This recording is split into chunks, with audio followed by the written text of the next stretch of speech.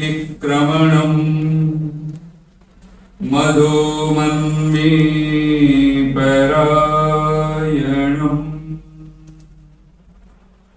वाचावरामि मधुमत् भूयासं मधुसंदृशः।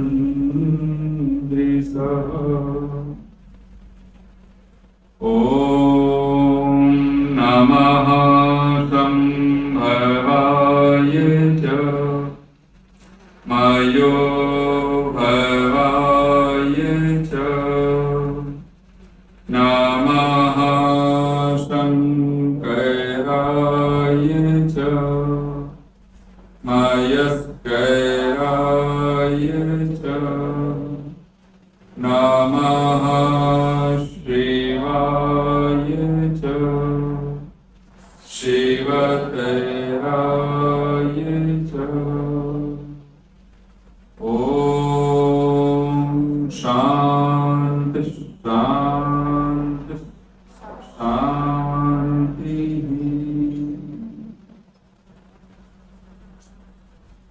समाज की सभी अधिकारी वर्ग, पुरुष महिला, सभी उपस्थित धर्म के सज्जनों, आदि शक्ति, हम लोग जब विचार करते हैं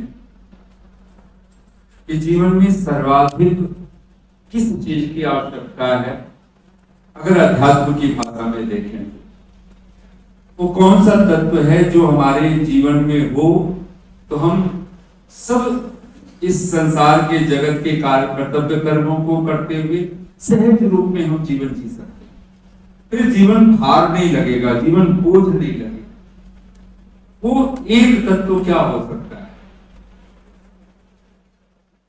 हाँ, नहीं, साधन के रूप में वो कौन सा साधन अपनाएं कि जो एक साधन, पहला साधन होगा वो कि जिसको अगर अपनाने के बाद आपको निर्भर हो जाते हो और आप अपने कर्तव्य में बहुत सहजता से आप प्रवेश करते हैं।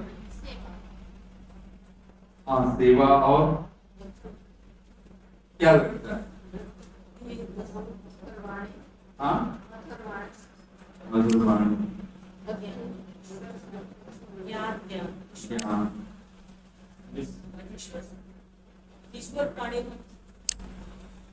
हाँ, इसको अगर आप शास्त्रों की भाषा में बोलें तो जैसे किसी ऋषि का कोई वाक्य आपको ऐसा लगे कि ये रहा पहला, कोई प्रमाण की तरह आपको ख्याल में आता हो।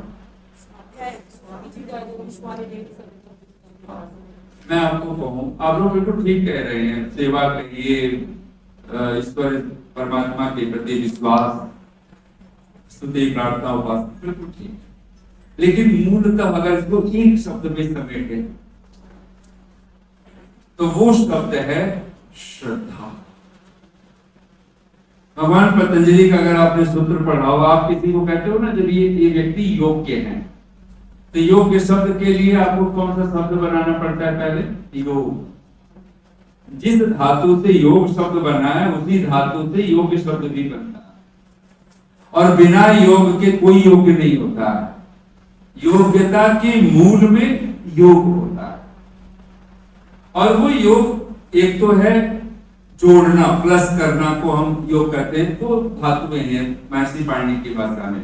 एक है युजिन योगे, तो वहां जोड़ा जाता है, दो चीजों को जोड़ दें, प्लस कर दें, तो उसको भी योग कहा गया है। और एक है युज समाधो, जिससे भगवान पतंजलि जब योग कहते हैं तो युजिन योगे नहीं है, वहां कुछ जोड़ना नहीं है, वहां कुछ घटाना नहीं है, वहां तो सब मिटाना है, हटाना है। योगस् चित्त वृत्ति निरोध, वहां निरुद्ध करना है, सारी वृत्तियों को आपको विराम देना है, वहां को जोड़ना कहीं कहाँ है, प्लस कहाँ करना है। और पूरी आप 195 सूत्र पढ़ जाए भगवान पतंजलि के, आपको कहीं पर कुछ जोड़ने के लिए नहीं मिलेगा कि आपको आत्मा को परमात्मा से जोड़ना है जी, यहाँ से उसको वहां ले जाना है, ये करना है। नहीं, आपकी जो वृत्तियां हैं प्रमाण, विपर्य, विकल्प, निद्रा, स्मृति और एताश्च वृत्तयः राग द्वेष मोहात्मिका। ये जो पांच वृत्तियां हैं, प्रमाण वृत्ति बनती है, विपर्य बनती है, ये जितनी वृत्तियां हैं, ये सब वृत्तियों का 3 स्वरूप है। एक तो रागात्मक, जो भी वृत्ति बनेगी ये मेरा हो जाए, अपना हो जाए, उससे राग हो जाता है, अथवा उससे द्वेष होता है, अथवा उसके प्रति मोह पैदा होता है। मोह का मतलब अज्ञान। मोह पुनः, बोल लीजिए एक बार, मोह पुनः अविद्या इति उत्तम। भगवान वेद व्यास के शब्द हैं, मोह का ही दूसरा नाम अविद्या, अविद्या का ही दूसरा नाम मोह है। अच्छा, हम जब मोह कहते हैं ना तो हमें लगता है कि मोह नहीं होगा तो जी के क्या करेंगे। मोह है तभी तो हम जी रहे हैं। और मोह को ऋषि कहता है अविद्या, और अविद्या का मतलब है मूर्ख होना। जब भी, इसलिए भगवान की वाणी है ये। यजुर्वेद का अगर आप मंत्र पढ़ते हो तो यजुर्वेद के 40वें अध्याय में ही मंत्रांश एक छोटा सा है, तत्र को मोह कह शोक एकत्वम अनुपश्यत। जिसने उस एकत्व का दर्शन कर लिया, उस एक को जान लिया, जिसमें सब भूत प्राणी है, जो सब भूत प्राणियों में बैठा हुआ है, जो जगदीश्वर है, जो परमेश्वर है, जो ब्रह्म है। कहते तत्र को मोह, वहां कहा मोह, और कह शोक, और ध्यान देना शोक के पीछे अगर कुछ है तो मोह है, अविद्या ही। मूल क्लेश भी, मूल कष्ट भी, मूल दुख भी अगर कोई है तो अविद्या। हम लोग अविद्या को दुख नहीं मानते बैठते। इसलिए बहुत पुरानी कहावतों में कवियों ने कह दिए, देह धरे का दंड है, हर काबू को होए। ज्ञानी, जिसको संस्कृत में हम लोग ज्ञानी बोलते हैं, ज्ञानी भुगते हंस हंस कर, मूर्ख भुगते। तो जहां शोक है वहां पर क्या है? मोह। तो हर योग्यता के पीछे योग है, और वो कौन सा योग है? युज समाधि। जहां समाधि है, और समाधि का अर्थ आंख मूंद करके बैठने का नाम नहीं है। आंख मूंद करके हम बैठ गए तो हमको, हाँ, एक पिक्चर जरूर हम कल्पना कर सकते हैं, समाधिस्थ होगा तो कैसा होगा। तो संसार से एकदम से वो कहीं बाह्य हो जाता है, संसार से कट जाता है, संसार में रहता हुआ भी संसार में नहीं रहता है। तो क्या करें? एक जगह बिठा दिया जाता है, आंख बंद कर देते हैं, आंख बंद कर दिया मानो संसार से कट गए। एक सिंबॉलिक है, क्योंकि ये 2 बटन ये आंख के, यही तो पागल बनाए हुए हैं। अगर आप 80%, 90%, 99% अगर कहें, आंख वालों से पूछें, आपके पास आंख नहीं है, आप संसार में रहना पसंद करेंगे? कहेंगे क्या करेंगे? आंख ही नहीं होगा तो घर का पता नहीं, फिर कलर का पता नहीं, फिर फूल इसका नहीं पता, उसका नहीं पता। जिस सुंदरता के, जिस सौंदर्य के पीछे सारी दुनिया पागल, डेकोरेशन के पीछे ये वो हजार, वास्तु के नाम पर न जाने कि इधर के उलट सब देखने के कारण ही तो करते हैं ना। कहेगा फिर जी के क्या करेंगे? यानी सोचिए कि 2 आंख, आपका पूरा संसार बना हुआ, लेकिन इस संसार में ऐसे भी हैं जिनके पास आंखें नहीं, फिर भी वो जीने की आकांक्षा है। लेकिन एक बात तो, एक ध्यान की एक ढंग बनाया गया कि आंख बंद कर लिया, एक जगह बैठ गए, आसन लग गया। इसका क्या मतलब है? आपाधापी बंद हो। अब जो भाग रहे थे, इधर समय नहीं था, इधर दौड़ो, ये इकट्ठा करो, वो इकट्ठा करो, नहीं, हाथ भी एक जगह जमा करके ज्ञान मुद्रा में बैठ, हाथ भी, पांव भी, सारी कर्म इंद्रियां, ज्ञान इंद्रियां मानो हमने बिल्कुल शांत कर दिया, समाहित कर दिया। ये एक प्रतीक है। अन्यथा समाधि क्या, कैसी दशा में होती है? समाधि आपकी चित्त की दशा। समाधि ऐसा नहीं है कि आंख मूंदने से कोई समाधि लग जाती है। आप 10 घंटे, 20 घंटे, 50 घंटे भी आप समाधि लगाकर आंख मूंद करके बैठो, इससे कोई समाधि नहीं करती। समाधि तो फलित होती है यम, नियम, आसन, प्राणायाम, प्रत्याहार, ये 5 अंग आपके मजबूत हो जाए, सिद्ध हो जाए तो धारणा होगा, तो ध्यान होगा, तो समाधि। और ये ध्यान ही आपकी समाधि का मूल है। अब वो ध्यान कोई आंख बंद करने से थोड़ी नहीं मिलता, वो तो आंख खोलने से मिलता है। आंख खुल जाए, जैसे लोग कहते हैं ना कई बार, आपने तो मेरी आंखें खोल दी। बातों बातों में हम कहते रहते थे उसने तो ठगी दिया था, उसने तो हमें फंसा ही लिया था, उसने तो हमें मूर्ख बना दिया था। बोलते हैं आंखें खुलती है, इसका मतलब आपकी मूर्खता मिटती है, आपके ज्ञानता मिटती है। ये दो बटन खोलने का नाम आंख खोलना नहीं है, तो साधारण सा। और हम देखते हुए भी नहीं देख पाते, हम कहते हैं अरे हम तो देख रहे थे, हमें नहीं समझ में आया, ये आपने बता दिया, बहुत अच्छा किया कि ये चीज था, ये फॉल्ट था, वो था, और हमें तो पता नहीं, हम तो ऐसे ही देख रहे। ये जो दर्शन है, सचमुच में अगर समाधि हो तो आपको साक्षात होता है। समाधि में क्या होता है? साक्षात। साक्षात का क्या मतलब है? देखना ही तो होता है ना। आपकी अंतर्दृष्टि, अंतर्चक्षु आपका खुलता है, आपका प्रज्ञा नेत्र, आपका मनो तो थर्ड आई है, तीसरा नेत्र है। वो तीसरा नेत्र कुछ और नहीं, वो अगर आपके शरीर में कहीं थर्ड आई खुलता है, मान लो कोई कहे यहाँ पे एक आंख बन गई, तो कहेंगे तीसरा नेत्र है। ये भी चर्म चक्षु कहलाएगा, ये भी प्रज्ञा चक्षु नहीं कहलाएगा। सिर के पीछे कोई आंख बन जाए तो भी वो चर्म, इस चमड़ी पे, शरीर के चमड़ी पे जो भी आंख बने वो सब चर्म चक्षु, वो प्रज्ञा चक्षु नहीं है। प्रज्ञा चक्षु क्या है? हम लोग बोलते भी हैं, भगवान वेद व्यास के शब्द है, बोल लीजिए एक बार।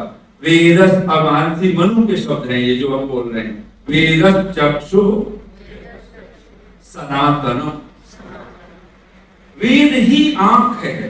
और भगवान वेद व्यास के शब्द जो हम लोग बोला करते हैं, वेदा में परमो चक्षु, वेद मेरी आंखें हैं, भगवान वेद व्यास के। ये थर्ड आई है, ये वेद है, और वेद ही आपको ध्यानस्थ बना देता है। वेद अर्थात ज्ञान, वेद अर्थात परमात्मा की वाणी।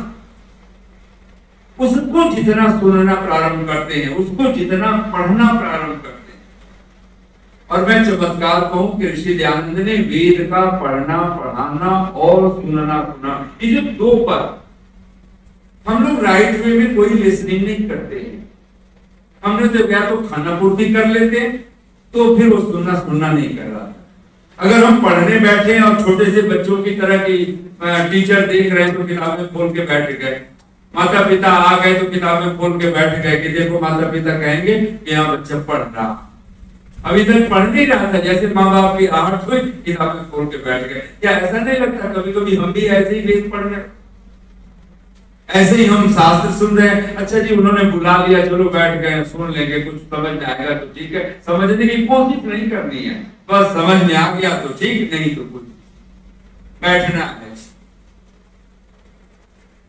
नहीं। जिस दिन आपको लगेगा कि ये योग, ये समाधि, और ये समाधि की जो आंख है वो वेद है। ध्यान अगर चाहिए तो ज्ञान चाहिए, इसलिए तत्र प्रत्यय एकतानता ध्यानम। ध्यान क्या है? भगवान पतंजलि का सूत्र है, बोलिए तत्र। जब आपकी धारणा लग जाती है उस समय प्रत्यय, प्रत्यय कहते हैं ज्ञान को, प्रत्यय एकतानता, उस प्रत्यय की एकतानता बनी रहती है, निरंतरता बनी रहती है। अब जैसे आपको एक उदाहरण छोटा सा लें, अभी हम लोग हैं तो हमें इस समय बैठा हूं तो मुझे ख्याल है कि मैं प्रशांत बिहार में हूं, मुझे ख्याल है कि मैं दिल्ली में हूं, जिसको बार बार आपको रटना नहीं पड़ रहा, लेकिन एक निरंतरता बनी हुई है। हर समय ख्याल है कि हम दिल्ली में हैं, हम इस समय नहीं कह सकते हम हरियाणा में हैं, कि हम यूपी में हैं, कि हम यहाँ हैं, ठीक, और बिना जपे जप रहे हैं। हम अपना नाम भी नहीं कोई रट रहे हैं, लेकिन नाम भी हमारा भीतर एकदम से कोई आवाज दे तो बिल्कुल उसके साथ जुड़ जाए। लेकिन ये शरीर नष्ट होगा, ये शरीर नाशवान है, ये हमारा प्रत्यय नहीं बनता। दूसरा नंबर वो चले गए, उनका कभी तो कल ही बात हुई थी, कल ही तो ये था, कल ही तो वो था। हमें लगता है कि हम नहीं जाने वाले, मतलब जो चले गए वो चले गए। हमें कोई दिन प्रत्यय बन जाए, अगर आप जान के हैरान होंगे, कम से कम 50 के बाद तो बन ही जाना चाहिए। और ये इसका अभ्यास आपको पूरी गृहस्थ आश्रम में करना पड़ता है। आपको ब्रह्मचर्य से वो बात सीखते सीखते और आपको वानप्रस्थ में आते, वानप्रस्थ भी किस लिए, वही तो पीले वस्त्र पहन लिए जाते हैं। आपको लगभग पीत वस्त्र आपने वानप्रस्थ आश्रम में देखे होंगे। वो पीत वस्त्र कहते हैं, ये बहुत प्रतीकात्मक है। जब पीपल की पत्तियां अथवा वृक्ष जब पतझड़, जब शिशिर ऋतु होता है, मतलब वो पत्ते कैसे हो जाते हैं, पीले पड़ जाते हैं। पीले पड़ जाते हैं तो फिर अब टूट ही जाते हैं। कहीं ये पीत वस्त्र इस बात का प्रतीक है कि अब ये पत्ती पीली पड़ गई है, अब हरी भरी रही है, और अब टूटी भी तब टूटी, अब फिर कहां गई। कहते हैं ना, कबीर ने कहा कि टूटे पत्ते डाल से ले गई पवन उड़ाए, अब के बिछड़े ना मिले दूर पड़ेंगे। तो ये पत्तियों का ये अपभ्रंश, ये पीलापन, और लाल गहरी पहन लिया तो मानो फिर तो संन्यास, फिर तो अग्नि का रोग, फिर तो अंतिम यज्ञ। भगवान पतंजलि का सूत्र है, अगर आप योग की तरफ बढ़ना चाहते हो तो पहला सूत्र है, पहली, ख्याल आया आपको वो सूत्र? भगवान पतंजलि का सूत्र है, पहला सूत्र क्या है? नहीं, अथ योगानुशासन वो है। साधन की भाषा में जब वो बोल रहे हैं कि आपको अगर युज समाधौ, आपको समाधि लगानी है, तो आपको कौन सा साधन सबसे पहले प्रयोग करना है? नहीं, मैंने अभी श्रद्धा बोला, बोलिए सूत्र। ये समाधि पाद का 20वां सूत्र है। श्रद्धा, वीर्य, स्मृति, समाधि, प्रज्ञा, पूर्वकम इतरीषाम। वहां पर कहते हैं भाव प्रत्यय विधेय, 2 प्रकार के योगी होते हैं। अनुजन्मना वो योग को उपलब्ध होते हैं, उनके ऐसे कर्म होते हैं कि वो सहज ही न काल नियमो वामदेववत। वामदेव ऋषि की तरह से भगवान महर्षि कपिल ने उदाहरण दिया है कि वामदेव ऋषि हो गए, उन सहज ही उस प्रतिभा को, उस समाधि को उपलब्ध थे, उनको बहुत ज्यादा कोई प्रयास नहीं करना पड़ा। और बहुत सारे ऐसे आपको साधु संत मिलेंगे जो कुछ कागज मसी कुछ कहते, कबीरदास कहते मैंने कागज नहीं छुआ, मैंने स्याही नहीं पकड़ी, मैं तो जो कुछ कहता हूं आंखों देखी, मैं तो आंखों देखी बात कहता हूं। और कबीर ने छोटे छोटे सूत्रों में क्या कुछ नहीं कह दिया। कबीर के शब्द है ना, सांच बराबर तप नहीं। अच्छा, कबीर की पंक्ति उस जमाने से हम लोग बचपन से किताबों में पढ़ते आए कबीर के नाम से, लेकिन आज भी सत्य को तब कौन कह रहा है, जबकि वेद कह रहा सत्यम तप। उपनिषद के ऋषि इसको कह रहे हैं, अग्नि व्रतपते व्रतम चरिष्यामि तच्छकेयम तन्मे राध्यताम इदम अहम अनृता सत्यम उपैमि। सत्यम व्रतम व्रत लक्षण। जब ये सारी बातें, और कबीर सहज रूप से कह देते हैं सांच बराबर तप नहीं, झूठ बराबर पाप। इसका मतलब आप तप का अर्थ समझते? तप नहीं है तो जब जो कुछ होता है आपके जीवन में वो पाप होता है। जब आप तप की अवस्था में नहीं होते हैं, आप दिन भर 24 घंटे आपकी अवस्था तप की होती है, जब आप सत्य के साथ हो। जैसे ही सत्य छूटा, हम झूठ में आकर के खड़े होते हैं, तत्क्षण पाप खड़ा होता है। और कहते हैं जाके हृदय सांच है ताके हृदय प्रभु आप। यानी हृदय में सच्चाई अगर आ गई तो फिर बात। पहला सूत्र भगवान पतंजलि कहते हैं श्रद्धा। तो कहते हैं इतरी शाम, जो दूसरे साधारण लोग हैं जिनको साधना करके तपः स्वाध्याय ईश्वर परिधान नियमा, जहां पर कहते हैं वहां पर तप स्वाध्याय ईश्वर परिधान, ये 3 को क्रिया योग कह करके, तपः स्वाध्याय ईश्वर परिधानानि क्रिया योग, क्रियात्मक योग कहते हैं। तो जब उसी नियमों में से 3 को ले लिया है, तप, स्वाध्याय और ईश्वर परिधान। लेकिन ये कौन साधन को अपनाएगा? तो जो साधन अपना करके जिसको चलना है उसके लिए श्रद्धा अनिवार्य। और भगवान वेदव्यास श्रद्धा के लिए कहते हैं, बोलिए एक बार, श्रद्धा जननी इव कल्याणी योगिनम पाति। कहते हैं श्रद्धा जननी की भांति, मां की भांति कल्याण करने वाली और योगी की रक्षा करने वाली। ये जो श्रद्धा है जो मां की भांति है, तो कहते हैं अगर आपने गोस्वामी तुलसीदास जी को पढ़ा हो, सुना हो, तो एक पंक्ति बोलते हैं वहां पे नारद जी का और भगवान का संवाद, राम जी का संवाद है। उसको भगवान एक काल्पनिक कह लीजिए, अलंकारिक वर्णन कह लीजिए। तो नारद जी भगवान से पूछते हैं कि मैं आपकी माया के कारण मैं संसार में विमोहित हो रहा था, तो मैं विवाह करना चाहता था। उस समय मतलब माया के वशीभूत होकर के विवाह करना चाह रहे थे। वैसे एक होता है विवाह करना है, संस्कार में जाना है, वैसे नहीं। वो बस 2 मिनट का एक जल में डुबकी लगाई थी, ऐसा कुछ कहते हैं, और बस उसमें वो जैसे स्वप्न में आदमी सब कुछ कर लेता है, ठीक ऐसी दशा में। तो बोलते हैं आपने मुझे विवाह क्यों नहीं करने दिया? तो वहां पे कहते हैं कि जिन बालक राखही महतारी, जैसे मां, महतारी मतलब मां, जैसे मां अपने बालक की रक्षा करती है, मैं ऐसे ही अपने शिशु भक्त की रक्षा करता हूं। कहते हैं जैसे बालक क्या करता है, तो आप उदाहरण देते हैं, जैसे बालक है वो सर्प को भी पकड़ लेना चाहता है, सर्पों से खेलते हैं। बच्चे छोटे से होते हैं, सर्प भी आ जाए उनके लिए खिलौना है। तो कहते हैं कि माँ उसको क्या करती है, सर्प से अलग करके उसको बचा लेती है। आग को पकड़ना चाहता है, आग से खेलना चाहता है, और माँ उस बच्चे को आग से अलग कर देती है। कहते हैं कि नारद तुम उस समय मेरी माया के वशीभूत होकर के, तुम कोई ज्ञान पूर्वक नहीं, तुम गृहस्थ में जा रहे, और शायद तुम्हें बहुत पछतावा होता कि मैंने ये क्या किया, तो तुम बच गए हो, तो आज मुझसे पूछ रहे हो। तो सच जो है वो जननी की भांति, कहते योगी की, यानी जो योग्य होना चाहता है, जो सचमुच में परमात्मा की कृपा का पात्र बनना चाहता है, तो कहते हैं सबसे पहली जो चीज है वो है श्रम। महर्षि देव दयानंद की जो सबसे बड़ी देन है, और हम अभाग्यशाली लोग, दुर्भाग्यशाली लोग हैं, हमने उनके सूत्रों को नहीं समझा।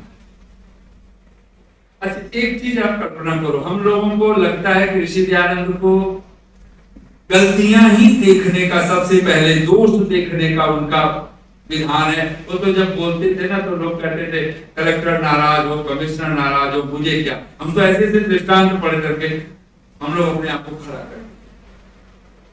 ऋषि दयानंद को अगर आप पूरा पढ़िए, एक सत्यार्थ प्रकाशी, चलो आप ले लो, सबसे सैद्धांतिक भी है, कठोरतम भी कहा जाता है उसको। बहुत सारे कई बार उस पर रोक लगाने की कोशिश की गई। अगर ऋषि दयानंद को यही अभिप्रेत होता कि मुझे सबसे पहले बुराइयां ही नष्ट करनी है, बुराइयां ही देखनी है, तो सबसे पहले कौन सा उल्लास होना चाहिए था? 11वां पहला होना चाहिए था, फिर 12वां होता, फिर 13वां होता, फिर 14वां होता, उसके बाद फिर पहला, दूसरा, तीसरा जो है वो फिर 4 के बाद 5वां 6ठा नंबर होता कि नहीं होता? अच्छा, हम लोगों की खोपड़ी में कहीं कुछ है ऐसा? नहीं। ऋषि ने पहला जो लिखा सीधे मोक्ष की भी नहीं, तो कुछ लोग कहते हैं 9वां होता है जी, कुछ लोग कहते हैं 7वां होता। पहला किसको बनाना चाहते हैं? कुछ 7वें को बनाना चाहते हैं। उनका ध्यान है जी बस अब देश दुनिया सब देख लिया, सब यहाँ कुछ है नहीं, अब तो बस मोक्ष, सीधे मोक्ष धाम में पहुंचना चाहते हैं, मोक्ष की नीचे ही नहीं उतरना चाहते। सारा जीवन तो वही आपाधापी पागलपन चल रहा, मोक्ष से नीचे बात नहीं करते। अरे पहले जीते जी मोक्ष चाहिए, और मोक्ष का सीधा सा एक सहज भाषा में अर्थ करें तो साधु कहता है मोह का क्षय हो जाए तो मोक्ष यही है, अभी है, हियर एंड नाउ। मोह ही तो है, ये अविद्या ही तो है, जिसका क्षय हो जाए तो सारी बात। लेकिन हमारी खोपड़ी में कहीं पे भी नहीं, हम लोग इस चीज को लेकर बैठे। ये जो ऋषि दयानंद सबसे पहला समोल्लास ईश्वर बनाते हैं कि क्या है, श्रद्धा नहीं है तो क्या है? अगर तर्क होता तो सबसे पहले 11वां समोल्लास खड़े कर देते, सबसे पहले कहते नहीं 14वां खड़े करो, इन्होंने बड़े साल, हजारों वर्ष, 1000 वर्ष राज किया है, इन मुगलों का ही पहले खात्मा करो, नष्ट करो, फिर इसके बाद इनको उनको फिर अपनी गलतियां निकालो। ऐसा भी कर सकते थे, पहले 14वां को पहला बनाते, 13वां को दूसरा बनाते, 12वें समोल्लास को तीसरा बनाते, और फिर अपने बनाते। कि भाई चलो इनकी भी उनकी भी सबकी, नहीं। सबसे पहली चीज ऋषि कहता है त्वम एव प्रत्यक्षम ब्रह्मास्मि।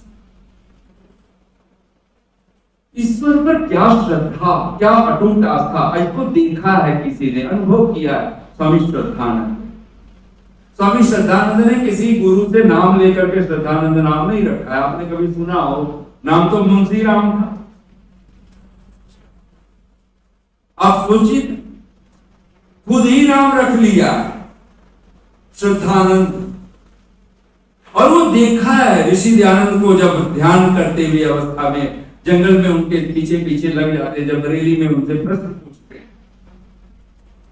और ऋषि दयानंद वहां पर भी आपने सुना होगा कि एक बात की, मुंशी राम जब उस समय होते हैं और वो कहते हैं कि गुरुदेव आपने मुझे, मेरे मस्तिष्क को, मेरे दिमाग को तो आपने अनुत्तरित कर दिया है, अब मेरे पास जैसे कोई प्रश्न ही नहीं बचा, आपने सब, लेकिन मेरा हृदय नहीं स्वीकार कर रहा है अभी भी कि परमात्मा है। अच्छा, हम लोगों की दशा जो मुंशी राम की है, क्या वही दशा अभी हमारी उनसे भी गई गुजरी है कि नहीं है? हम लोग दूसरों को ना समझ कह रहे हैं, भाई ये तो पागलपन कर रहे हैं, ये मूर्ति पूजा कर रहे हैं, ये वो कर रहे हैं, माथा टेक रहे हैं, किताबों को पूज रहे हैं, हमें मिल गया। वो तो फिर भी वहां कुछ न कुछ दे के जाते हैं, लेके जाते हैं, कुछ करके आते हैं। और वहां पर आप एक देखो, हम लोग आधे घंटे 2 घंटे भी समय बिताना हमारे लिए भारी पड़ता है। आज छोटे छोटे बच्चे करीब मुझसे कोई कह रहा था, कोई गुरु बना लिया है, कोई कुछ कर लिया है। अभी अभी एक खाटू श्याम हम लोग जब आते हैं रास्ते में ही पड़ता, अब जाके देखो इस समय संडे का दिन है, लोगों की पांव जल रहे हैं, चप्पल उतरवा दिए जाते हैं वहां पर, पांव जल रहे हैं तो भी 6-6 घंटे साथ मूर्ति के सामने कितनी देर खड़े होना, उनको 2 सेकंड, फिर उठा करके भगा ही दिया जाएगा, फेंक ही दिया जाता है। लेकिन अभी ना समझी एक चीज, अब हम लोग बहुत सारी चीजें हैं, कम से कम ऋषियों ने जो कहा अगर हमने वो किया होता, आपको मैं बताऊं कि मैं तो बार बार कह रहा हूं हर समाज में अपने, अगर हम लोगों ने सिर्फ 2 यज्ञ, जो पहला और दूसरा है, अच्छा यज्ञ हमारा ही अग्निहोत्र ही यज्ञ क्यों कहलाया? हमारा यज्ञ अगर होता तो पहला यज्ञ क्या होता? ब्रह्म यज्ञ है ना। हमारा ब्रह्म यज्ञ पहला क्यों नहीं बना? वो हमारे जीवन का, हमारे कार्यक्रम का पहला अंग क्यों नहीं बनता है? हम जब यज्ञ करते तो हमें हवन कुंड ही क्यों दिखाना पड़ता है? हम जो है उपासना वाली स्थिति में बैठ करके, आसनस्थ होकर के, एकदम बैठ करके और आचमन पात्र रख करके, और हम क्यों नहीं दिखाई देते? प्राणायाम करते हुए क्यों नहीं है अवस्था में आते? क्यों नहीं ध्यान समाधि की अवस्था में बैठ करके सत्या करते हुए क्यों नहीं दिखाई? वो हमारा यज्ञ पहला है ना। अतः प्रथमो यज्ञ ब्रह्म यज्ञ। आपके 5 यज्ञों में पहला है कौन है? वो श्रद्धा है। ब्रह्म यज्ञ क्या है? श्रद्धा। आपकी पूरे शरीर में आपका श्रद्धा कहां रहती है? आपको पता है?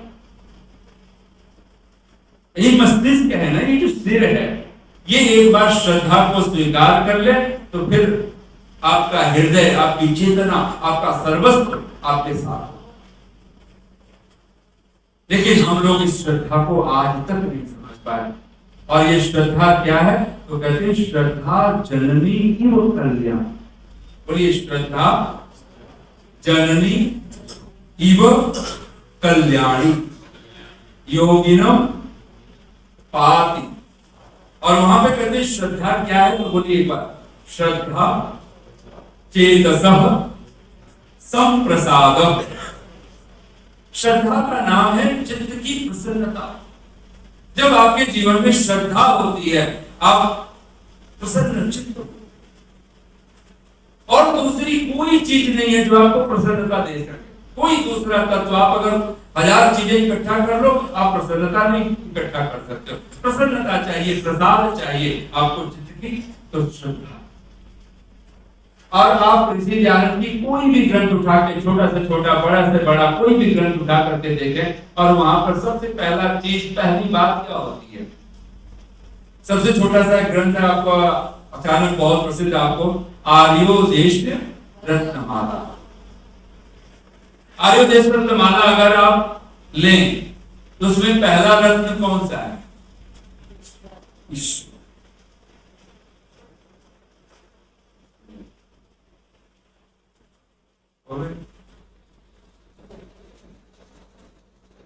मुझे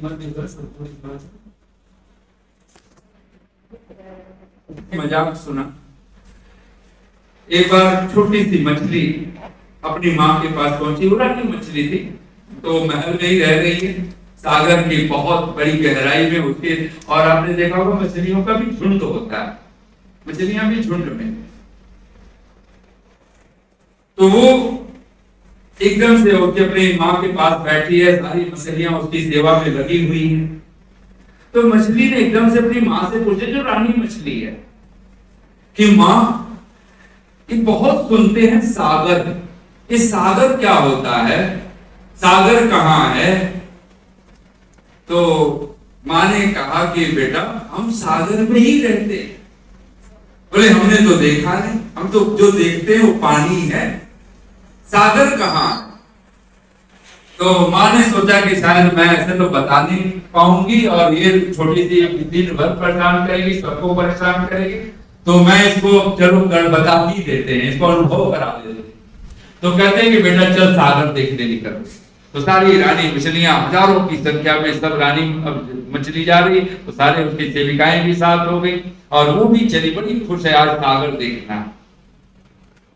अभी अभी तो तूफान आया है और वो तो कहते हैं कि वो रानी मछली ने कहा कि क्या किया, जैसे उसे पता तो है कि उसकी प्रति मोह भी है बच्चे के प्रति, लेकिन सागर तो दिखलाना था ना। तो कहते हैं कि जैसे ही किनारे सागर एकदम ऊपर आ गई है और तट के सागर के लहरों पे जहाँ रेत है पड़े हुए, उसने उछाल दिया, पानी तो उछल ही रहा था, माँ ने उछाल दिया, एकदम जाकर के रेत पे पड़ी। बोली माँ बचाओ बचाओ, मैं लगता है मैं मर जाऊंगी, मेरे श्वास नहीं ले पा रही, मैं तड़प रही। तो रानी मछली वहीं से चिल्ला के बोलती है, माँ बोलती है बेटा देख हम इस समय सागर में हैं, तू सागर से बाहर है, देख ले सागर। अब जो तुझे दिखाई दे रहा है वो सागर है और जहां तू है वहां सागर नहीं है। और कहते हैं फिर माँ को तो पता ही था कि एक लहर फिर जाएगी, और लहर जैसे ही गई है और माँ भी उससे लेकर के माँ के पास है। बोले हाँ अब जान में जान, हम जैसे मछली सागर से अलग कभी हुई? कोई जल चाहे गबरे का जल हो, कुएं का जल हो, वो सागर का ही जल है, सागर ही झांक रहा। जो भी हमारे पेट में जो पानी आ रहा है वो भी सागर का ही जल है, सागर से रहित कुछ है ही नहीं। हमने कभी भगवान को खोया नहीं, लेकिन वो कहते हैं ना अचरज है जल में रह के मछली हो गया। हमारी दशा भी करीब करीब वही है, हम लोग भी उल्टे पड़े हुए हैं। कहते हैं मछली सीधी हो, अगर उसको पानी पीना हो, प्यास लगी हो तो मछली पलट जाए, तो कहते हो ऑक्सीजन उसको पानी मिल जाता है। अगर वो सीधे सीधे तैरती रहे तो पानी नहीं पी पाती है, उसको पलट जाना। हमारे वहां एक संत भी हो गए हैं पलटू, उनका नाम था पलटू। लोगों ने कहा कि महाराज, और नाम ही लोगों ने रख दिया, नाम तो कुछ और रहा होगा। बोले पाया कैसे आपने इस जीवन में, इतना आनंद कैसे है, इतना सुख कैसे है, सुकून कैसे है, शांति कैसे है? तो पलटू कहते हैं कि बस, तो उन्होंने कहना शुरू किया, बस पलट गया पार गया, कुछ किया नहीं है, सिर्फ पलटे हैं अपने आप। जो मुख इधर था, एक बिंदु कवि हुए हैं, जगत की सभी खूबियां मैंने छोड़ी, बिंदु कवि कहते हैं मैंने किया क्या है, जगत की सभी खूबियां मैंने छोड़ी, जो दिल इधर था अब उधर हो चुका है। बस इतना ही करना है, जो दिल इधर था अब उधर हो चुका है। नहीं आंख का अश्रु जल बिंदु, फिर आंखों में आंसू आ गए पश्चाताप के, पीड़ा के। नहीं आंख का अश्रु जल बिंदु, यह उल्फत में लालो गुहर हो चुका। ये प्रेम में पढ़ करके हीरे ज्वारात बन गए। हम लोग तो हीरे ज्वारात भी चढ़ा दे, दान दे दे, पता चलता है किसी की आंसू हमने चढ़ा दी।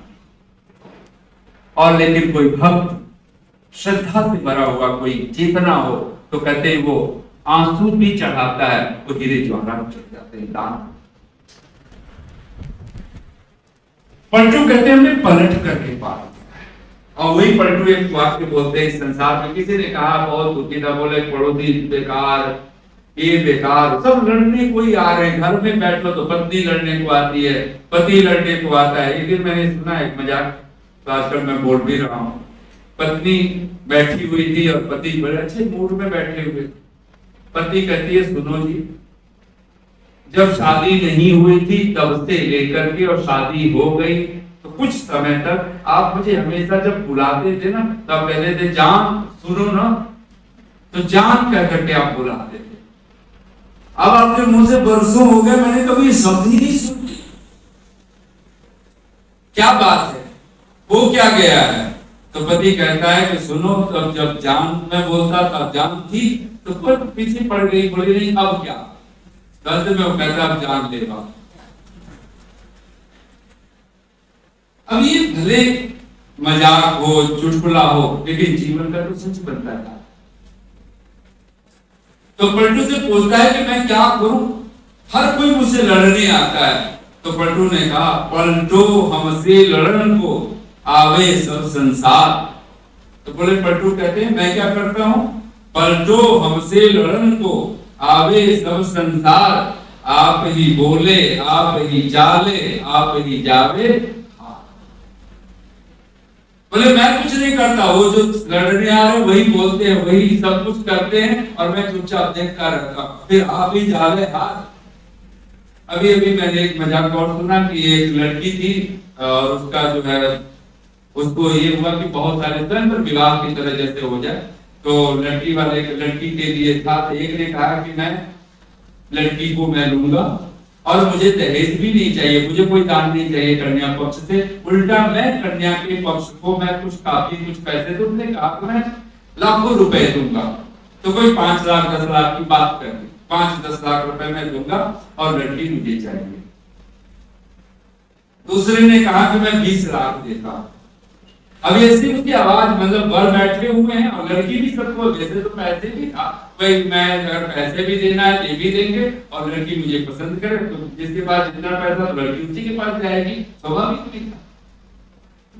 एक और युवक आया और उसने कहा इस लड़की में खूबी क्या है, लोग तो कन्या पक्ष से ही कुछ न कुछ पाते हैं और तुम लोग देने के पीछे पड़ गए हो, ये लड़की क्यों चाहिए?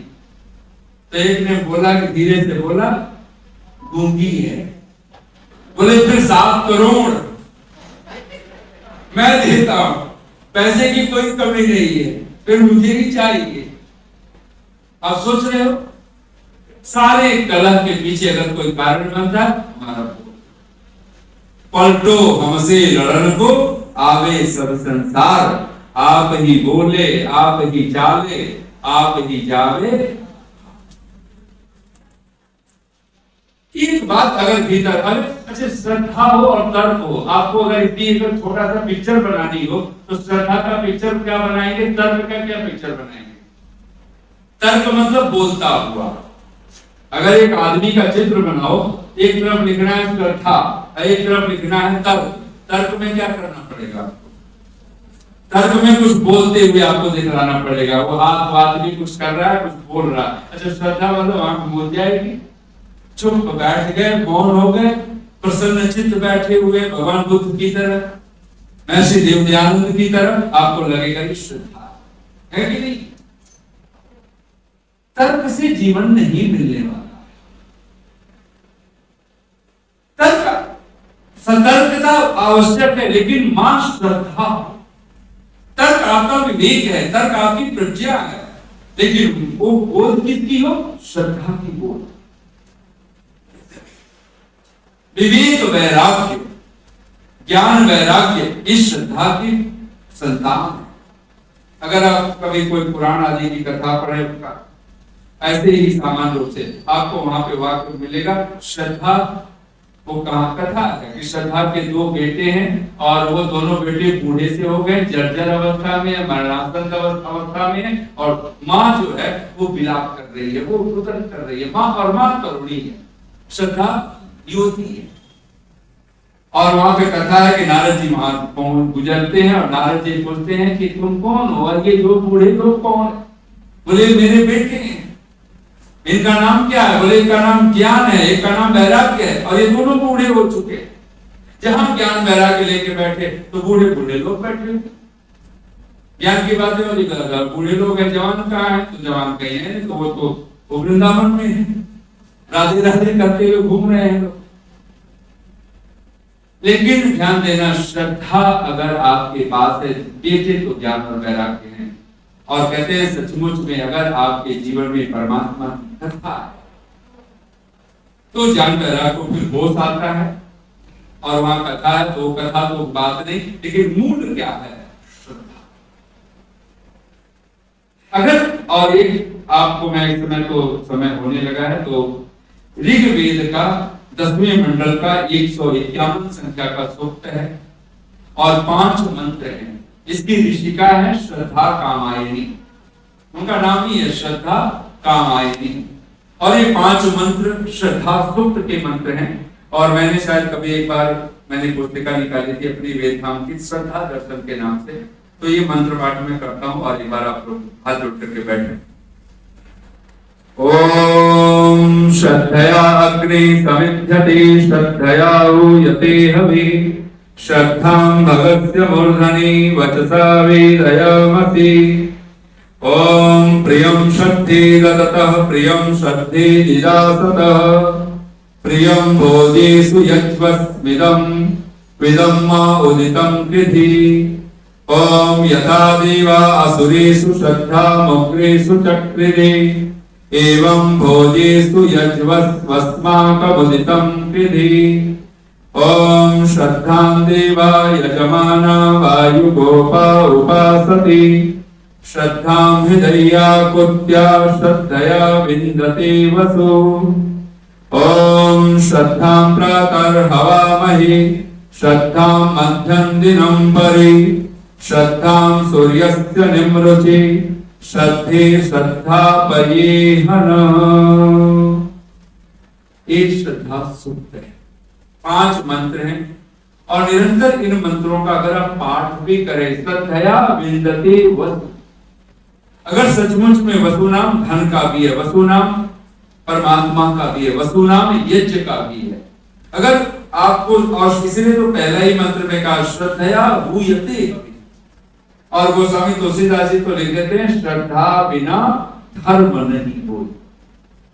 और अगर इसको अगर आप अपनी भाषा में कहें और तुलसीदास जी के शब्दों की तरह से, तो गोस्वामी जी की भाषा में मानो भगवान पतंजलि कहना चाहते हैं श्रद्धा बिना योग नहीं हो।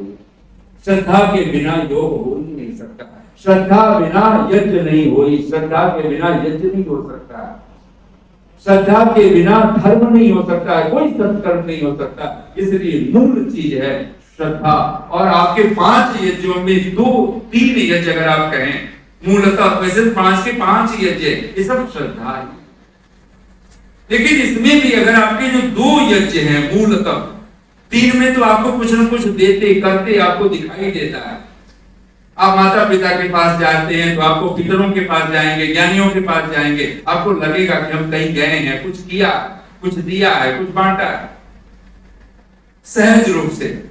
लेकिन अगर आप ब्रह्म यज्ञ करते हैं, देव यज्ञ करते हैं, ये श्रद्धा की पराकाष्ठा है। और मैं आपसे कहूं, अगर ये 2 यज्ञ हमसे नहीं छूटता, मैं बार बार इन सब चीजों, और एक बात और मस्तिष्क में बिठा लीजिए, ये श्रद्धा किसके हृदय में घर करती है। इसी बात को कहता हुआ वाणी को विराम दे रहा हूं। भगवान कपिल का सूत्र है सांख्य शास्त्र में 3रा अध्याय, बोलिए एक बार, आवृत्ति असकृत उपदेशात्। और प्रकरण क्या चल रहा है? विवेक कैसे उत्पन्न होता है, तो उसमें अनुवृत्ति होगी, विवेक को जागृति। आवृत्ति और सकृत उपदेशात्। आवृत्ति कहते हैं दोहराना, बार बार पुनरावृत्ति। और सकृत, सकृत कहते हैं एक बार, और सकृत मतलब अनेक बार, उसको असंख्य बार आप कहिए, आप कल्पना भी नहीं कर सकते कितनी बार। तो कहते आवृत्ति और सकृत उपदेशात्, आप जो कुछ सुन रहे हो आप उसको बार बार सुनिए, और कहते हैं क्या होगा, विवेक उत्पन्न। हम लोग क्या करते हैं, हमें लगता है ये तो सुना हुआ है, अब कुछ अगला, ये हो गया अगला, नया पे आकर्षण बनता है और पुराने को हम बोर होते चले जाते हैं, कहते नहीं ये तो सुन लिया, ये कुछ अगले। एक बार कोई, जबकि आपको पता है जितनी भी दुनिया में, अगर गोस्वामी तुलसीदास जी लिखते हैं हनुमान चालीसा पूरे वर्ल्ड में फेमस हो गई ना, हम 8 मंत्र प्रसिद्ध नहीं कर पाए पूरी तरह। अच्छा, आपको ऋषिदास ने अगर 20,000 मंत्रों में से लगभग 8 मंत्र छांटे हैं उन्होंने, और अद्भुत है। हमने तो एक बार कभी चर्चा अगर आपसे शायद की भी हो, ये 8 मंत्र योग के 8 अंग की तरह है। अगर आप विश्वामित्र मंत्र बोलते हो तो मानो यम बोल दिया आपने, हिंसा सत्य सारे दुर्गुण दुर्व्यसन सब छूट गए, पहला ये मंत्र मानो यम है। जब आप हिरण्यगर्भ बोलते हो मानो वो नियम है, ईश्वर प्रणिधान है। आप ऐसे कह देते हो कि वो ईश्वर प्रणिधान की तरह, तपः स्वाध्याय ईश्वर प्रणिधानानि नियमा, ये मानो हिरण्यगर्भ समवर्तताग्रे, ये मंत्र मानो नियम। आपने यह आत्मदा बोला, यस्य छाया अमृतम, मानो जिसका आश्रय ही मोक्ष सुख है, मानो आसन लग गया, आप कहीं जाना नहीं, कहीं भटकना नहीं, बैठ जाओ, चरण शरण मिल गए।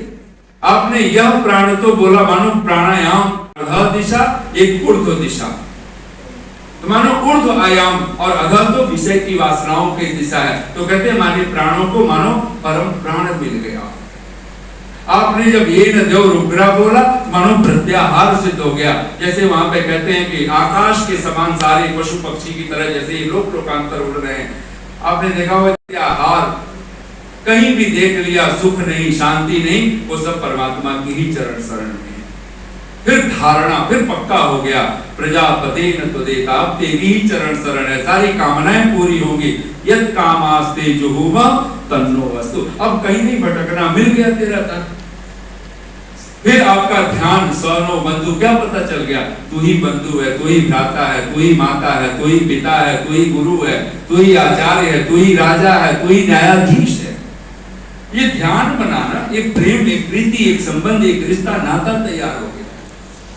और जब आपने कहा अग्नि नय सुपथार आए, भूष्ठांति नम उक्ति विदेव, मानो समाधि लग, सर्वस्व समर्पित हो गया। लेकिन हमारे 8 मंत्रों पर भी श्रद्धा नहीं बनी। और वहां पर कहते हैं यह जो 7 बार पाठ कर जोई, छूटई बंदी महासुख होई। कौन पढ़ रहा है? जय हनुमान ज्ञान गुण सागर। कितनी बार एक व्यक्ति को कह रहे हैं जो 7 बार, कम से कम 100 बार पढ़ो। अच्छा 100 बार पढ़ोगे, आपकी कोई भी चीज आप 100 बार दोहरा लो, दिन भर में 8 मंत्रों का दोहराओ, आप देखो क्या चमत्कार करता है। आप दिन भर में आप संध्या के मंत्रों को दोहराते रहो, 18 मंत्र हैं, कोई बहुत ज्यादा नहीं है। आप उन मंत्रों को 18-19 मंत्रों को ऋषि ज्ञान के साथ लेकर के आप एक बार दोहरा करके तो देखो। हम लोग बार बार नया, ऋषि कहता है आवृत्ति और सकृत उपदेशा, बार बार। इसलिए कभी ये मत सोचिए कि हमने तो नया सुनना है ज्ञान, कोई नई बात, कोई नया ढंग, वो रामायण वही